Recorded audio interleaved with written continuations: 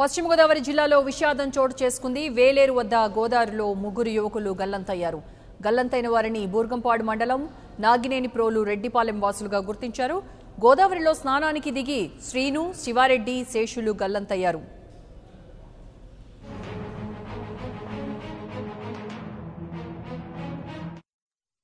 గోదావరిలో స్నానానికి దిగి గల్లంతైన యువకులకు సంబంధించి పూర్తి ఇన్ఫర్మేషన్ మా ప్రతినిధి శివసాగర్ అడిగి తెలుసుకుందాం. శివసాగర్, గల్లంతైనటువంటి యువకుల ఆచూకీ ఏమైనా తెలిసిందా? ఏమంటున్నారు అధికారులు?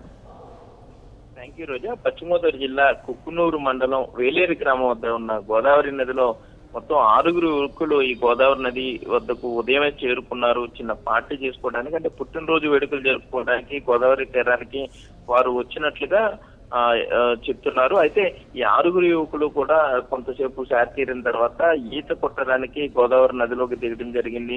అయితే కొంత అక్కడ లోతు ఎక్కువగా ఉండటం, ప్రవాహం పైనుండి కొంత ఎక్కువగా రావడంతో 3 యువకులు గల్లంతయ్యారు. 3 మాత్రం కొంత ఈత రావడంతో వారంతా కూడా ఒడ్డుకు చేరుకున్న పరిస్థితి ఉంది. అయితే 3 యువకులు మాత్రం వారు కాపాడే ప్రయత్నం చేసినా కూడా ఈ నీటి ప్రవాహానికి ఎద్దడికి కూడా వారు కొట్టుకుపోయారు.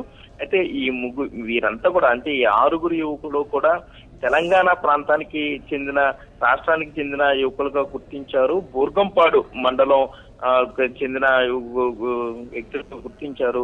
వీరంతా కూడా కుటుంబ సభ్యులు కూడా ఇప్పుడే అక్కడికి చేరుకుంటున్నారు.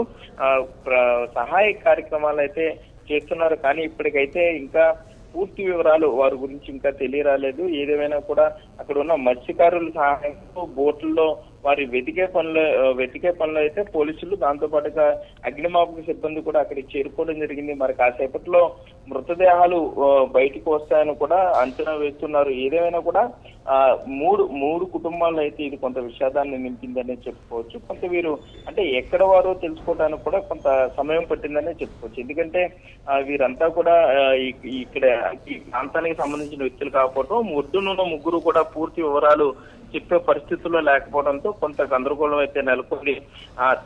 ఎవరైతే ఈ గల్లంతైన వారిలో కొండూరు శ్రీనివాస్ భద్రాచలం పేపర్ బోర్డులో ఉద్యోగిగా పనిచేస్తున్నాడు. కారంపూడి శేషు, అతను కూడా అదే పేపర్ బోర్డులో క్యాజువల్ వర్కర్ గా పనిచేస్తున్నాడు. 3వ వ్యక్తి శివారెడ్డి. వీరంతా కూడా 20 నుండి 25 సంవత్సరాల లోపు యువకులుగా గుర్తించారు.